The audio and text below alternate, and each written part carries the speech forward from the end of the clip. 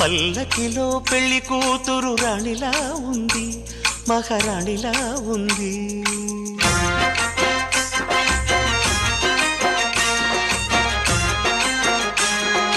రాణిగారికి సిగ్గులు వచ్చే, రాజుగారికి చిరునవ్వొచ్చే, ఈ ఇద్దరి పెళ్లికి ఆనందం అతిథిగా వచ్చే. పల్లకిలో పెళ్లి కూతురు రాణిలా ఉంది, మహారాణిలా ఉంది.